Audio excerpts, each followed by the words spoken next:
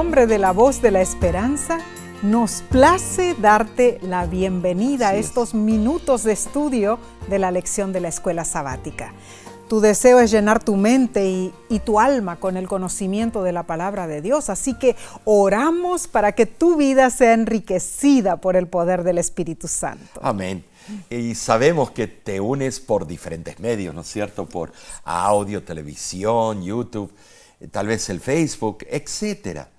Si nos acompañas por las redes sociales, por favor comparte este estudio con otros para que muchos sean bendecidos. Amén, amén. Omar, hoy saludamos con cariño a nuestra hermana Lola Nájera. Ella nos escribe desde Londres, Inglaterra.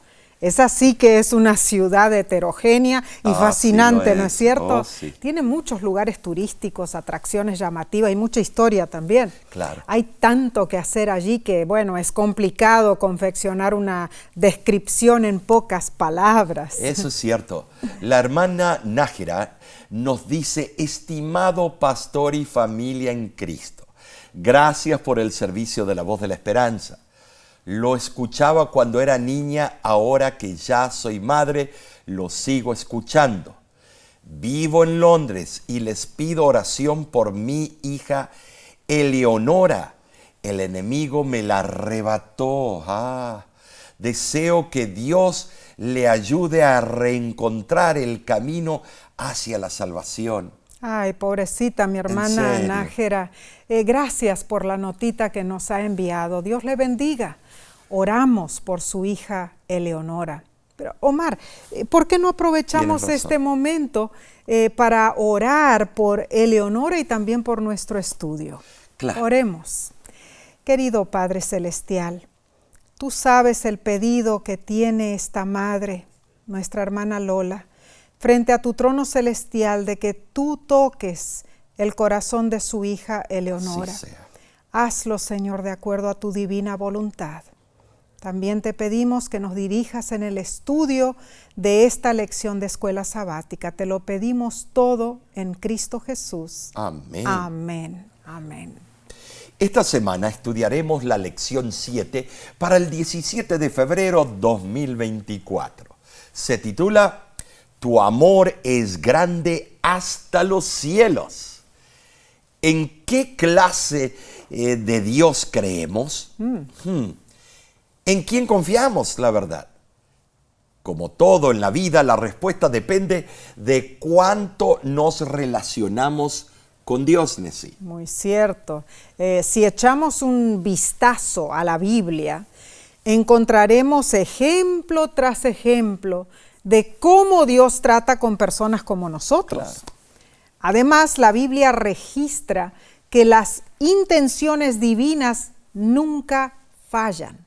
Las profecías, tal como se verifican, nos garantizan que Dios está cumpliendo su propósito y que podemos confiar en Él. El texto de esta semana es Salmo 57, versículos 9 y 10, y dice lo siguiente: Te alabaré entre los pueblos, oh Señor, cantaré de ti entre las naciones, porque grande es hasta los cielos tu misericordia y hasta las nubes tu verdad. El Salmo 57 refleja un tono triunfante. Así es. Consta de dos partes, cada una de las cuales concluye con el estribilio: Exaltado seas sobre los cielos, oh Dios, sobre toda la tierra sea tu gloria. El versículo 5 y el versículo 11. Así es.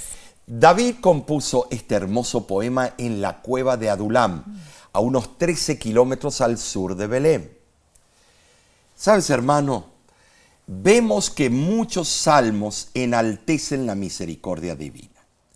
La definición de la palabra misericordia, según el diccionario de la lengua castellana o española, es virtud que inclina el ánimo de alguien a compadecerse de los sufrimientos y miserias ajenas. Ahora, ¿por qué a los salmistas les gustaba enfatizar la misericordia de Dios? Bueno, incluso nosotros solemos presumir de su naturaleza misericordiosa, ¿no es cierto? Y sin embargo, su misericordia también refleja el uso de su poder. Entonces, ¿cómo podemos entender el carácter misericordioso de Dios cuando estudiamos conceptos como el juicio? Esta semana estudiaremos estos puntos a la luz de las Escrituras. Percibiremos que el resplandor visible de la gloria divina es solo un reflejo de la infinita perfección y la hermosura del carácter de Dios. Y todo lo visible siempre debe recordarnos la imperecedera bondad de Dios. El comentario de Franz Delitzsch sobre el Salmo 57 acertadamente dice: el cielo y la tierra tienen una historia recíprocamente entretejida, y el bendito y glorioso fin de esto se encuentra en el amanecer de la gloria divina sobre ambos. Si nos compenetramos en la actitud de los salmistas, vemos que ellos se daban cuenta de que eran espiritualmente pobres, que no tenían nada bueno que ofrecer a Dios.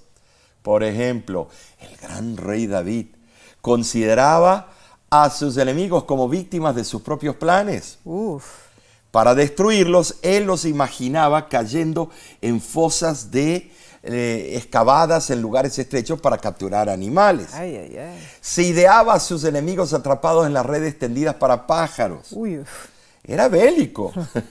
David visualizaba a Dios conduciendo a sus enemigos hacia su muerte. Tremendo. Era un hombre de carácter como el trueno. Sí. Bueno, la confianza de David se hizo realidad a gran escala, Omar, porque sus enemigos cayeron sucesivamente en guerras futuras, ¿no es cierto? Claro. Pero con este ejemplo vemos cómo los salmistas visualizaban con crueldad quizá la destrucción de sus enemigos. Entonces esto nos lleva a pensar, hermanos, ellos entendían, así como todos nosotros, que necesitamos la gracia de Dios. La autora de la lección en realidad afirma acertadamente: necesitamos el Evangelio. Los salmos enfatizan el hecho de que dependemos completamente de la misericordia de Dios. Felizmente, la misericordia de Dios es eterna. Maravillosa verdad. Ahora, ante el Dios eterno, nuestra vida humana es pasajera como la hierba. Y sin embargo, Dios se compadece de nosotros y renueva nuestras fuerzas porque en Él tenemos la promesa de la vida eterna. ¿Saben? Sí, el saber esto llenaba a los salmistas de esperanza y a nosotros también nos debe llenar de esperanza. Las nuevas experiencias de la gracia y el amor de Dios fortalecen nuestra determinación de adorar y también al mismo tiempo de servir a Dios. Hermoso. Esta semana estudiaremos sobre la misericordia del Creador tal como se revela en 6 diferentes salmos. Veremos que los salmos describen la misericordia en su manifestación más elevada. Número 1, la misericordia del santo para con el pecador. Y número 2, la misericordia de un Dios dispuesto a perdonar y redimir. Bien, analicemos entonces la lección del domingo 11 de febrero 2024. Se titula Su amor es para siempre. En tu estudio personal, lee el Salmo 136. En la cultura judía se conoce el Salmo 136 como el Gran Halel. Contiene un estribilio alternado que repite la frase, porque para siempre es su misericordia. Era cantado por los adoradores o por un coro en el templo. Comienza diciendo que no hay ningún momento inadecuado para dar gracias a Dios. Amén. Además, se explica que solo un ser de infinita inteligencia pudo haber diseñado el universo con sus indescriptibles maravillas. Hermoso. Alabado sea Dios.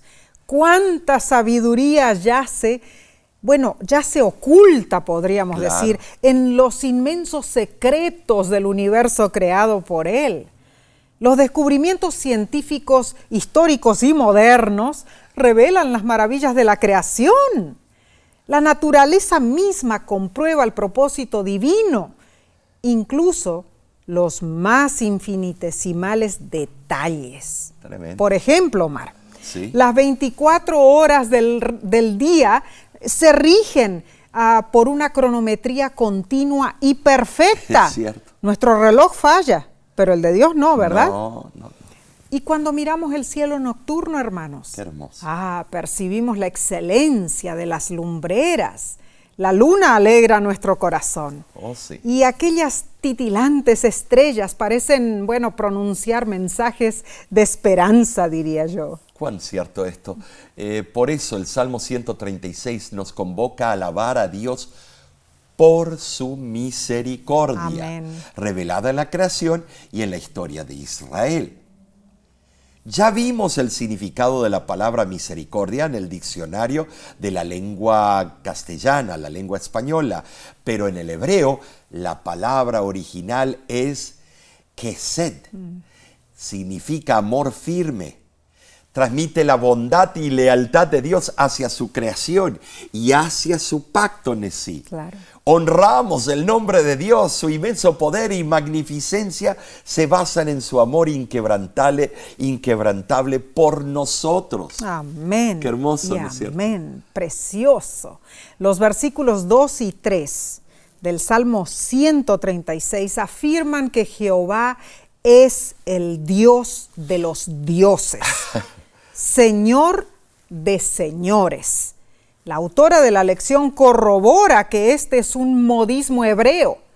Significa el Dios más grande, Claro. que no hay otros dioses, solo Él.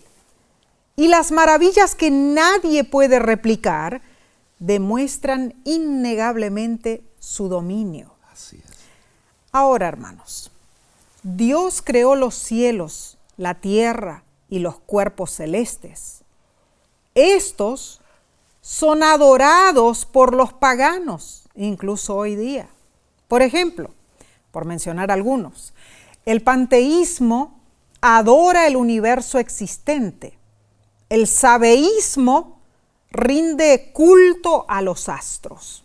Los astrólogos vinculan el humano con lo cosmos. Y los secretos de los astros son enseñados por la religión hindú. Sin embargo, los salmos despojan de su autoridad a los dioses paganos. Esos objetos de adoración son meros productos de la creación, no son el creador. ¿Saben? Sí, esta es una distinción crucial. Sí lo es. Describiendo el poder creador de Dios, el libro En los lugares celestiales, página 42, dice lo siguiente: su trono es desde la eternidad. Él levantó cada arco y cada columna del gran templo de la naturaleza. Contempladlo, el principio de la creación de Dios, el que cuenta los astros, el que creó los mundos, entre los cuales esta tierra no es más que una manchita. Las naciones delante de él no son más que la gota de agua que cae del cubo y como menudo polvo en las balanzas. Salmo 136, 12 ratifica que la imagen de la mano fuerte y el brazo extendido de Dios enfatiza la eficacia de su poder y el alcance de su misericordia, ¿no es cierto? Indudablemente la misericordia divina en la creación y en la historia debe inspirarnos a confiar en Dios y permanecerle fieles. Ahora, el estribillo, porque para siempre es su misericordia, se repite 26 veces en los Salmos. Esto nos asegura que Dios no cambia, que Él repetirá sus favores pasados en cada generación. Definitivamente la misericordia de Dios es el núcleo de la fe bíblica. Incluye adoración, confianza y arrepentimiento. La lección recalca que el Salmo 136 concluye con el cuidado universal de Dios por el mundo. Su misericordia alcanzó a salvarnos. Esto alude a la gracia salvadora de Cristo. Por esto, el Salmo exhorta al mundo entero a unirse en alabanza a Dios. Y cuando dice el mundo entero, eso nos incluye a nosotros también. Nosotros también debemos alabar a Dios. El teólogo adventista Hans Larondel, en su libro Deliverance in the Psalms, página 178, dice: no alabar a Dios significaría olvidar todos sus beneficios. Solo quien alaba no olvida. Pensar y hablar de Dios no es alabarle. La verdadera alabanza comienza cuando uno reconoce la majestad de Dios y su obra y responde con adoración a su bondad, misericordia y sabiduría.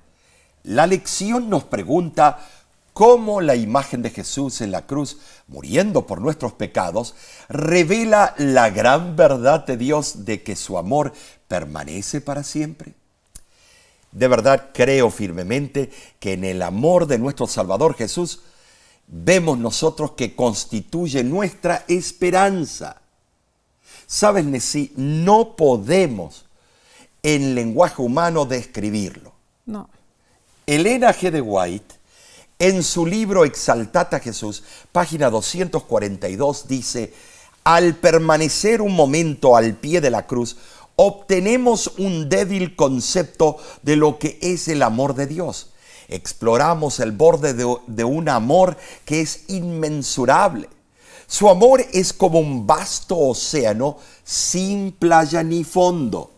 Impresionante esa analogía. Hermoso, en verdad. Sí. Hermano, hermana, nuestro corazón debe permanecer firme en Cristo, nuestro Salvador, si deseamos contemplar su infinito amor y bondad. El Salmo repite: para siempre es su misericordia. No confíes en Cristo solamente de vez en cuando, mi hermano, mi hermana. Hazlo siempre, para que manifiestes los resultados de creer en quien te adquirió con su preciosa sangre. Así es. Aprende a creer en sus promesas y a aceptarlas como la segura palabra de Dios. Está preciosa esta lección, Omar. Es impresionante. Sí, pero la autora tiene una visión de las dimensiones de estos salmos. La verdad que ha sido privilegiada con un talento para ver esas dimensiones y explicarlas de una forma tan hermosa y tan dulce. Claro, y somos bendecidos de que ella pueda compartir ese conocimiento, ¿no es cierto? Sí. Hermanos, hermanas, continuaremos con la lección del lunes, pero lo haremos en unos segundos. Volvemos enseguida.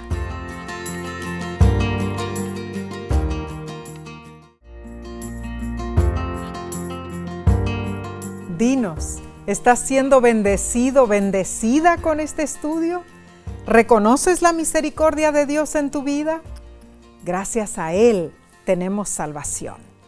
Recuerda, comparte este repaso con tus contactos. Bien, pasemos, Omar, a la lección del lunes 12 de febrero titulada Crea en mí un corazón limpio.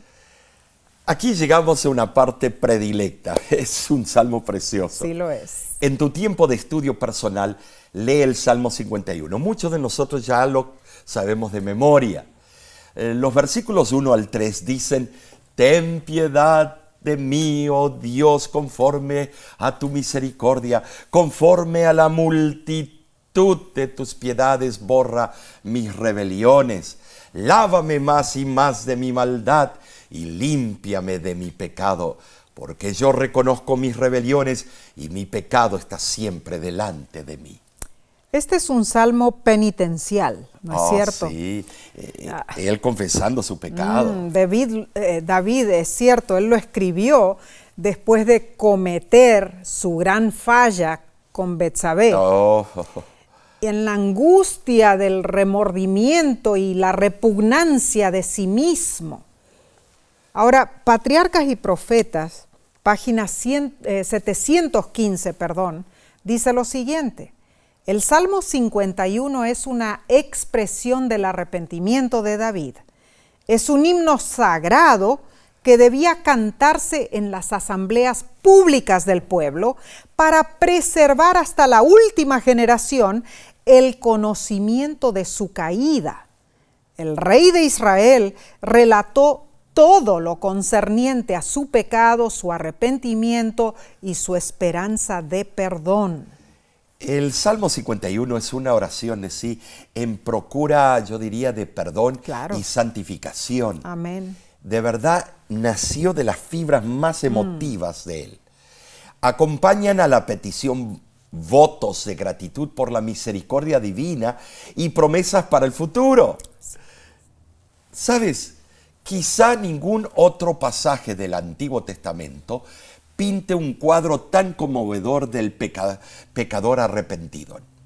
El pecador que confía en el poder de Dios para perdonar y restaurar. El predicador John Bunyan, autor del libro El progreso del peregrino, siempre decía que el Salmo 51 era uno de sus preferidos. En 1554, poco antes de ser ejecutada Lady Jane Grey, recitó este salmo de rodillas ante el cadalso. El rey David clamó a Dios, implorando su misericordia. Con el corazón quebrantado, abrumado por el peso de su culpa, comprendió su pecado contra Urías y Betsabé. Fue un momento terriblemente oscuro para David. Pero Omar, notamos claramente que en su ruego no hay ninguna excusa. No hay. Ningún intento de justificarse, ninguna queja contra la justicia de la ley que lo condenaba. Con humildad, David solo se culpó a sí mismo. Claramente, cuando no sentimos la enormidad de nuestro pecado, ahí es cuando hablamos de justicia, ¿no? Pero cuando experimentamos sinceramente la necesidad de un Salvador, es ahí cuando hablamos de amor. Es cierto, Nessie. Una cosa es hablar de la boca para afuera y otra es hablar de la profundidad del corazón. Claro. David confió plenamente en la misericordia divina, Nessie. Así fue. Ahora, claro, él nunca pretendió que él no había perjudicado a Urías y a Betsabé. Claro. Claro, fue un asesinato eso. Sino que en su sentido más profundo, David entendió que todo pecado se comete contra Dios. Así es. Cuando el profeta Natán lo acusó, David declaró: pequé contra Jehová. Fue específico en su culpa. Segunda de Samuel, capítulo 12, versículo 13. Cuán cierto. Ay. Bueno, la condenación divina puede ser difícil de entender, Omar. Pero cuando Dios condena, nunca podemos acusarlo de injusticia, ¿no es cierto? No. David no lo hizo. No. Él reconoció que todos nacemos con una propensión al mal, pero notemos esto. Al aludir a su tendencia innata a hacer lo malo, David nunca trató de disculparse o decir, por ejemplo, ay, es que yo actué así porque yo nací así. No.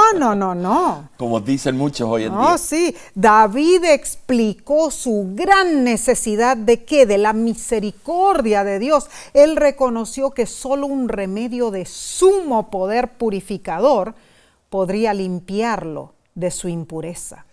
En verdad, cuando el pecado nos hace errar el blanco, debemos hacer esta oración de David. Debemos. Seguro que sí. Debemos anhelar escuchar las dulces palabras del perdón divino. Amén. Ese fue el deseo supremo del salmista. Más aún, le pidió a Dios que lo purificara con hisopo. Así es. Y el hisopo es una planta de flores pequeñas, o rosadas, azules o blancas. Hay variedad. Tiene tallo verdoso, aroma fragante y sabor como como la menta, ¿no es cierto? Cierto. Es usada como especia o condimento. Por sus características medicinales, el hisopo era usado como sustancia de limpieza para leprosos. Tremendo. Pero también el libro de Apocalipsis lo menciona. Claro. En la celebración de la primera Pascua, el hisopo fue usado por los israelitas para untar con la sangre del cordero sacrificado los dinteles de las puertas y ventanas para que el ángel de la muerte no matara a sus primogénitos. Muy cierto. ¿Sabes? Esta planta era símbolo de pureza para limpiar el corazón del pueblo de Israel. Y esta planta tiene un significado para nuestros tiempos. Con esa alegoría, David también quiso decir que Dios no solo limpia el corazón, Dios crea en su Hijo perdonado un nuevo corazón. Elena G. de White, en la revista Review and Herald del 18 de diciembre de 1913, escribió lo siguiente: las palabras «os daré corazón nuevo» significan «os daré una mente nueva», una clara convicción del deber cristiano siempre acompaña al cambio de corazón. O sea, David pidió firmeza en su fe, pidió ser constante en su obediencia, anheló poseer una naturaleza totalmente nueva, mental y moralmente. Ahora, la lección explica que el perdón divino implica más que una proclamación legal de inocencia, y eso lo entendemos. El perdón divino produce un cambio profundo que llega a lo más interno del ser humano, provoca una nueva creación. ¿Sabes, Nesí? El verbo en hebreo, bará, es muy distintivo. Se traduce como crear. Describe el poder creador en Génesis 1:1. Es una de las palabras sagradas en el hebreo. Claro. Indudablemente solo Dios puede bará. Solo Dios puede producir un cambio radical y duradero en nuestro corazón arrepentido. Amén y amén. Y Dios obró de esa manera con el rey David. Hermano, hermana, la lección te pregunta: si Dios perdonó a David con sus pecados, adulterio, mentiras, incluso asesinato, ¿crees que exista esperanza para ti? Claro que sí. Amén. Dios puede hacer un trasplante de corazón en tu vida. Lo único que necesitas es entregarle tu corazón perverso y contaminado y permitirle que Él lo haga nuevo. Te aseguro que retomarás el camino de regreso a la integridad, tal como lo hizo David.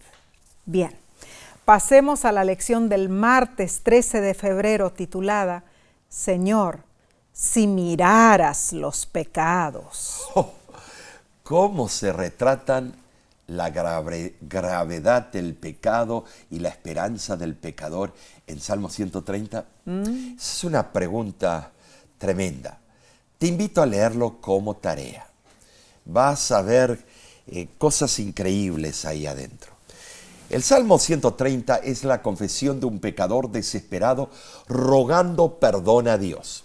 Así es. El salmista Nesí reconoció que si Dios lo trataba como lo exigía su pecado, no tendría esperanza.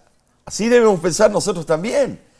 Milagrosamente Dios se reveló a este pecador como un Dios perdonador, pero hay que confesar de lo más profundo del corazón. ¡Wow! Tremendo.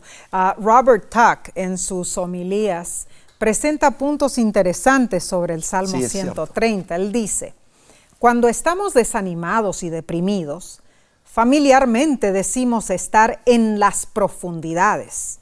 Es una figura natural y universal. En las profundidades representa depresión y ansiedad. El salmista se considera como un hombre en el fondo de un pozo, enviando a la superficie un débil clamor. No solo quiere expresar su sentido de insignificancia humana, sus penas o su abatimiento. Hay profundidades más penetrantes que estas. Son las profundidades en las que el espíritu se siente descender, enfermo y aturdido, cuando surge el pensamiento: soy pecador, Señor, en presencia de tu gran pureza. Desde esas profundidades el salmista clamó a Dios. ¡Wow! Lindo. Salmista, ay, qué tremendo, tocó fondo el salmista. Así sí. lo fue, sí, sí. Ahora no lo culpemos por ser pecador, No. porque tú y yo estamos en la misma embarcación. Para poder estar en pie en el gran día del juicio, nosotros también debemos depender del perdón de Dios. Amén. Indudablemente debemos suplicar a Dios que nos impute la justicia de Cristo. Amén. Y notemos, Dios se deleita en perdonar porque es misericordioso por naturaleza, pero hay requisitos para el perdón. Claro. ¿Sabes? Nuestros pecados son tan graves que amenazan separarnos de Dios para siempre. La Biblia habla de los registros de los pecados que se guardan para el día del juicio. También describe que hay nombres de pecadores que se eliminan del libro de la vida en el cielo. Esto lo encontramos en Daniel capítulo 7, versículo 10 y Apocalipsis capítulo 20, versículo 12. Esto es muy serio. En realidad, hermano, hermana, debemos estar bien conscientes de nuestra situación como pecadores. El libro Maranata, El Señor Viene, página 350, verifica lo que ocurrirá en ese día del juicio y dice: apenas se abren los registros y la mirada de Jesús se dirige hacia los impíos.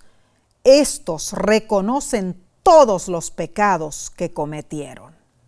¡Oh! Ese será un día terrible para los inicuos. Por esta razón el salmista apela al perdón de Dios, el único que erradicará el registro de los pecados de los libros del cielo. Ahora, notemos el autor, el teólogo adventista Hans LaRondelle, en su libro nuevamente Deliverance in the Psalms, que traducido es Liberación en los Salmos. En la página 180 y 181 él dice: el salmista sabe que Dios no es iracundo por naturaleza. Su amor es eterno. Su ira solo se despierta cuando el hombre no aprecia su amor. El propósito de su ira no es herir, sino sanar al hombre. No para destruir, sino para salvar a su pueblo. Gloria a Dios. Aún así, nunca debemos burlarnos de su misericordia. La seguridad del perdón la recibirán solo aquellos que, en primer lugar, han tenido un profundo reconocimiento de pecado. En segundo lugar, han clamado sinceramente a Dios. En tercer lugar, confiesan que el juicio de Dios es justo. En cuarto lugar, creen que el amor de Dios es más profundo que su disgusto con el pecador. Y en quinto lugar, se aferran con fe absoluta a ese amor. Amén. Esas personas recibirán la seguridad del perdón divino. Oh, yo quiero estar allí, yo quiero ser una de esas personas. ¿Y tú, mi hermano, mi hermana? Amén. Que así sea. Ahora, Omar, el perdón en realidad que puede ocurrir a veces no pasa de la noche a la mañana, ¿no es cierto? Y el salmista entendía esta verdad. Sin embargo, confiadamente esperó, con paciencia, con esperanza. Como hijos de Dios, nosotros también somos llamados a esperar en el Señor. La palabra hebrea kawaj se traduce como esperar o kabaj. Esperar significa literalmente estirar. Es la raíz de la palabra hebrea que significa esperanza. Wow. Entonces, esperar en el Señor no es una rendición pasiva a las circunstancias miserables. Es un estiramiento esperanzado. Es una ansiosa anticipación de Amén. la intervención divina. La esperanza del salmista en sí no se basó en su optimismo personal, se basó en la palabra de Dios, y eso lo podemos verificar en Salmo 130, versículo 5. Claro. Hermano, hermana, piensa en la pregunta de Salmo 133. Jehová, si mirares a los pecados, ¿quién, oh Señor, podrá mantenerse? ¿Qué significa esto para ti? Personalmente, dinos. ¿Dónde estarías tú si Dios mirara y registrara tus iniquidades? Lo que el salmista está diciendo aquí suena como lo siguiente: si Dios llevara un registro de los pecados, nadie sería declarado inocente. Este es uno de los versículos que habla acerca de la universalidad del pecado. Todos, sin excepción, somos pecadores. Triste, pero cierto eso, sí. Hay quienes piensan que en el día final, cuando estén delante de Dios, Él contará las cosas buenas y malas que hicieron, y que al final habrá más cosas buenas, y así Dios los dejará entrar en el cielo. Que la inocencia les valga. Esta idea es falsa. El salmista claramente dice que si Dios comenzara a contar las cosas malas que hacemos, no entraríamos al cielo. En verdad, nadie entraría al cielo porque nadie es lo suficientemente bueno. Wow, esto es tremendo, Tremenda horrible parecía. realidad. Sin embargo, a pesar de que el salmista tocó fondo, aún allí encontró esperanza. Amén. Y si él encontró esperanza, nosotros también podemos encontrarla. Amén. El salmista emergió del abismo de la sensación aplastante del pecado y se afirmó sobre la cumbre de la redención y del perdón. Entonces, aunque pueda parecer larguísima la noche, pronto se disiparán los oscuros nubarrones, esas profundidades del pecado, y vamos a ver los brillantes rayos del sol de justicia. Esta es una seguridad que añoramos. Bien, seguiremos estudiando, pero lo haremos en unos instantes.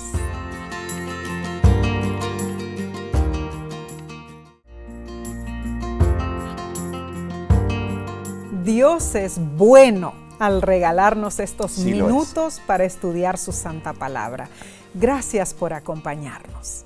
Pasemos al estudio del miércoles 14 de febrero titulado Alabanza al Dios majestuoso y misericordioso.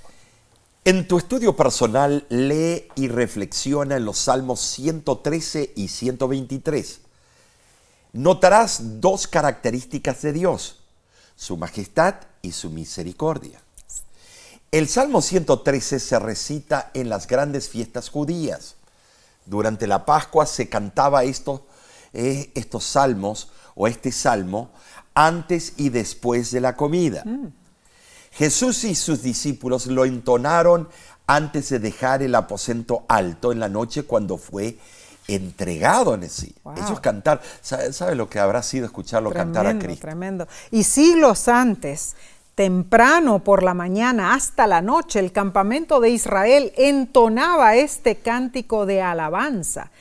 Así deberían ser también hoy las reuniones del pueblo de Dios, ¿no? Pero muchas veces la falta de gratitud por las bendiciones del cielo es lo que reina. Y esto muchas veces señala el comienzo de la apostasía, Romanos 1 del 20 al 22. Debemos cuidarnos de no caer en ese error. Cierto. Los Salmos 113 y 123 afirman que la majestad de Dios se revela en la grandeza de su nombre y en la exaltación de su trono celestial. Ahora, a pesar de la gloriosa majestad divina, no hay nada que sea tan pequeño que pueda pasar inadvertido para Él. ¡Qué consuelo para nuestra frágil y endeble humanidad saber que el Dios del universo se interesa en los asuntos de nuestra vida! Bendito y glorificado sea Dios. Esta gran verdad tiene un significado tan profundo que ninguna filosofía humana la puede sondear. El salmista nos hace reflexionar en Salmo 113, versículos 5 y 6, y dice: ¿Quién como Jehová nuestro Dios, que se sienta en las alturas, que se humilla a mirar en el cielo y en la tierra? En su gran benevolencia, Dios alza al menesteroso, levanta desde el hoyo más profundo al humilde y hace que viva en el lugar más encumbrado. Las alturas inaccesibles donde habita Dios se ilustran en el hecho de que Él está dispuesto a humillarse, que se inclina a mirar los cielos y la tierra. Salmo 113, 6. O sea, Nesí, el que Dios permanezca en lo alto no le impide para ver lo que sucede en la tierra. Así es. Aunque somos pequeños e insignificantes, la misericordia divina se manifiesta en su disposición a involucrarse con este mundo y salvarnos. Amén. Saben, sí, evidentemente su mano generosa no está oculta, aunque su morada está en los cielos infinitos. Muy cierto. En verdad, mucho depende de lo que nosotros nos proponemos a ver con nuestros propios ojos espirituales. Así es. Una antigua anécdota cuenta que 2 reos fueron colocados en la misma celda. Y resulta que uno de ellos se puso de puntas de pie para mirar por la diminuta ventanita cubierta con rejas. Suspiró disgustado y dijo: solo hay barro ahí afuera. El otro reo también se estiró a lo máximo para ver, pero él, con una sonrisa, le dijo a su compañero de celda: estás equivocado, ahí afuera está lleno de estrellas. O sea, donde un preso miró hacia abajo con desesperanza, el otro miró hacia arriba con esperanza. Es asunto de dimensión. Con esa actitud positiva, el salmista miró hacia el cielo y vio con ojos de fe que Dios vela por lo que sucede en esta tierra y levanta del polvo al menesteroso. ¿Saben decir? Nosotros también debemos alzar nuestra vista al Dios del cielo. Amén. Porque si miramos abajo, vamos a ver la inmundicia. Debemos mirar al supremo gobernante del universo. Amén. Salmo 123, versículos 1 y 2, dice así: a ti alcé mis ojos, a ti que habitas en los cielos. He aquí como los ojos de los siervos miran a la mano de sus señores, y como los ojos de la sierva a la mano de su señora, así nuestros ojos miran a Jehová nuestro Dios, hasta que tenga misericordia de nosotros. Qué hermoso. Así como el salmista, nosotros debemos buscar la mano del Señor para que nos libre del mal. En este mundo de pecado, hermano, hermana, la ausencia de aflicciones y una vida cómoda no son circunstancias propicias para desarrollar nuestro carácter. Es cuando pasamos por adversidades que verdaderamente anhelamos el hogar celestial y percibimos que Dios está a nuestro lado.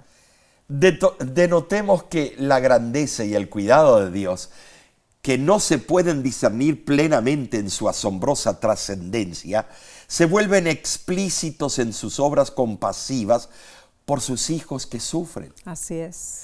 ¿Sabes, hermano? Los necesitados, los pobres y los oprimidos pueden experimentar el poder soberano de Dios en los notables cambios que Él puede realizar a su favor. Nuestro solemne Dios manifiesta su grandeza y exalta a los abatidos. Cada hijo de Dios tiene la libertad de acercarse a Él, porque su soberana majestad y supremacía no cambian el hecho de que Él es misericordioso creador y sustentador de cada uno de sus hijos. Entendiendo esta maravillosa verdad, la lección recalca el hecho de que nuestra adoración debe ser motivada no solo por la magnificencia de Dios, sino también por su bondad. Además, nuestra alabanza no debe estar limitada a tiempo y espacio. La grandeza y la misericordia de Dios se manifiestan a través de los siglos en Jesucristo.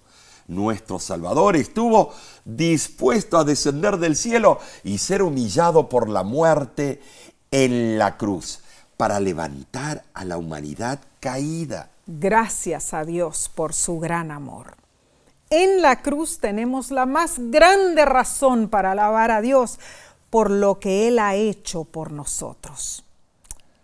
Ahora, Omar, si pensamos en esto, vamos a la pregunta.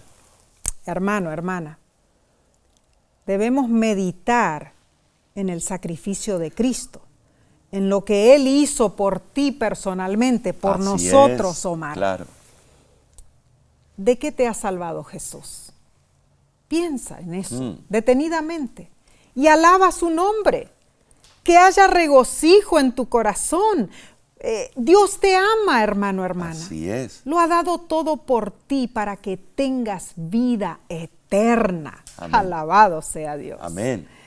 Vayamos al estudio del jueves 15 de febrero titulado No olvides ninguno de sus beneficios. Te invito a que leas el Salmo 103. Es uno de los más expresivos, es la manifestación espontánea de un corazón agradecido a Dios.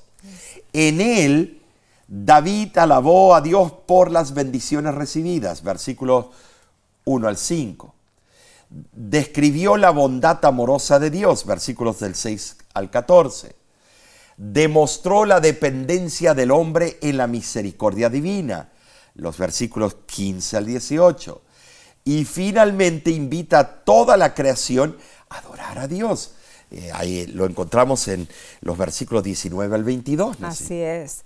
Ahora, para alabar debidamente al Señor, hay que emplear todas las facultades, ¿no es cierto? Salmo 103, versículos 2 y 5 dice: Bendice, alma mía, a Jehová, de modo que te rejuvenezcas como el águila. Bueno, hay un canto de aquí está la idea. De José Ocampo, ¿cierto? Oh, sí, bueno. Bendice, alma mía. Así es, pero estoy hablando del águila, Omar. Claro. El águila. La idea de que el águila se rejuvenece suena entrañable, ¿no es cierto? Claro. Pero en realidad el águila cambia sus plumas en forma poco atrayente, ¿eh? Un águila puede vivir hasta 70 años. 70. Sí.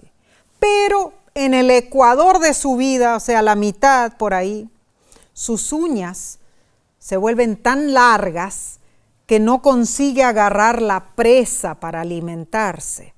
Su pico se vuelve alargado y puntiagudo que comienza a curvarse contra su pecho.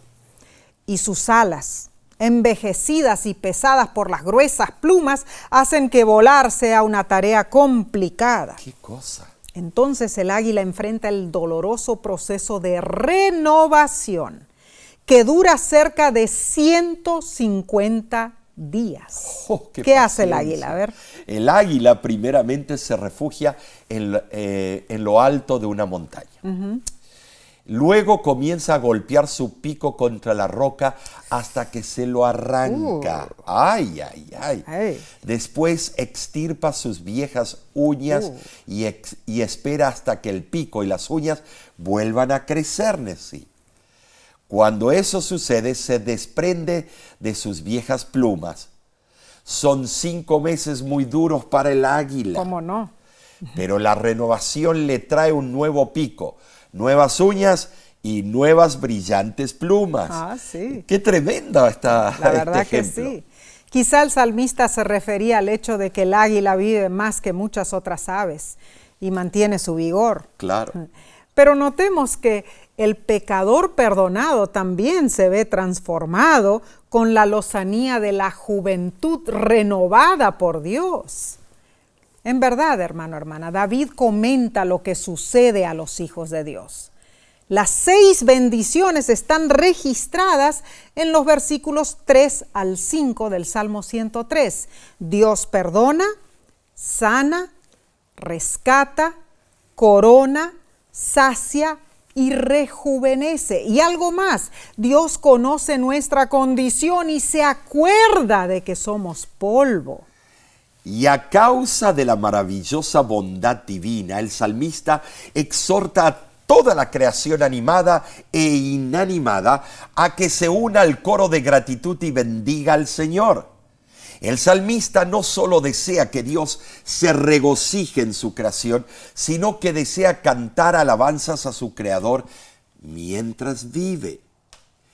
¿Saben? Nesí? Esta es una cadena sin fin de gozo universal y debemos aprovechar de esta bendición. Seguro que sí. Paulatina. O sea, Dios nos bendice, nosotros los bendecimos a Él. Claro, bueno, y consecutiva. En realidad, en forma práctica, ¿cómo debemos nosotros responder a la bondad amorosa de nuestro Dios? Primeramente, ya lo mencioné, bendiciendo al Señor. Salmo 103 del 1 al 2.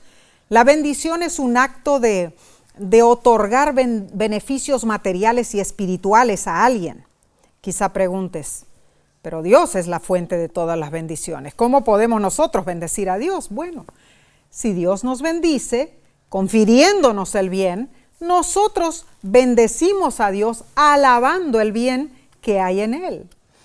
En segundo lugar, podemos recordar todos sus beneficios, así como Dios recuerda nuestra débil condición y es leal a su pacto. Amén. Recordar es un aspecto crucial de nuestra relación con Dios. Sabes, hermano, estamos endeudados con Él. Debemos recordar la fidelidad de Dios y responderle con amor, y también debemos responderle con obediencia. La lección de este día nos presenta la apropiada cita de Elena de White en El deseado de todas las gentes, página 63. Sería bueno que cada día dedicásemos 1 hora de reflexión a la contemplación de la vida de Cristo. Deberíamos dejar que la imaginación se posesione de cada escena, especialmente de las finales. Y mientras nos espaciemos así en su gran sacrificio por nosotros, nuestra confianza en Él será más constante, se reavivará nuestro amor y quedaremos más imbuidos de su espíritu. Si queremos ser salvos al fin, debemos aprender la lección de penitencia y humillación al pie de la cruz. Nuestra mente ha sido elevada al cielo con este hermoso estudio. Amén. Esperamos que la bendición de Dios haya llegado a tu corazón. Pero sí, como solemos hacerlo todas las semanas, repasemos los puntos más importantes, porque Bien. algunos nada más ven esta parte. No, Veamos, ¿cuáles fueron? Número 1, debemos permanecer firmes en Cristo si deseamos contemplar su infinito amor y bondad. Los salmos afirman que para siempre su misericordia. Número 2, Dios perdonó a David sus pecados y Él puede hacer lo mismo con nosotros. Solo necesitamos entregarle nuestro corazón y permitirle que Él lo haga nuevo. Número 3, si Dios mirara nuestros pecados, nadie se salvaría. El salmista tocó fondo, pero encontró esperanza. Nosotros también podemos encontrarla. Número 4. Alabemos al Dios majestuoso y misericordioso, que haya regocijo en nuestro corazón. Número 5, respondamos a la bondad de nuestro Dios, bendiciendo su nombre y recordando sus beneficios. Gloria a Dios por su misericordia y su gran amor. Este estudio estuvo ameno y hermoso. Pero la semana que viene estará mejor, ¿no crees, Omar? Claro que sí, Nesí. La próxima lección se titula Sabiduría para vivir con rectitud. Esa palabra, rectitud. Aprenderemos consejos sabios para nuestra vida diaria. Te invitamos, acompáñanos otra vez por este mismo medio. Claro que Estudiemos juntos, pero hay que invitar a otros. ¿Qué te parece si hacemos algo? Cada uno de ustedes que están mirando la lección, invite a 2 nuevas personas. Claro. Hagamos eso y este número se va a duplicar en forma exponencial. Seguro que sí. Además te recordamos, este viernes está el tema, el devocional especial de la Voz de la Esperanza y se titula a cuando Dios aprobó el divorcio. Va a estar Bueno. Estimado, ¿de qué se va a tratar? ¿Cómo puede ser que Dios apruebe el divorcio? No faltes, mira y comparte este mensaje con otros. Sabes, La Voz de la Esperanza es un ministerio oficial de la Iglesia Adventista del Séptimo Día. Por 82 años continúa trayendo un mensaje de paz, de amor y seguridad a los hogares hispanohablantes en todo el mundo. Te agradecemos por tu apoyo y por tus oraciones. Si deseas tener más información, puedes visitar nuestra página lavoz.org. Dios te bendiga y te guarde. Amén. Dios haga resplandecer su rostro sobre ti y tenga de ti misericordia. Dios alce sobre ti su rostro y ponga en ti paz. Amén.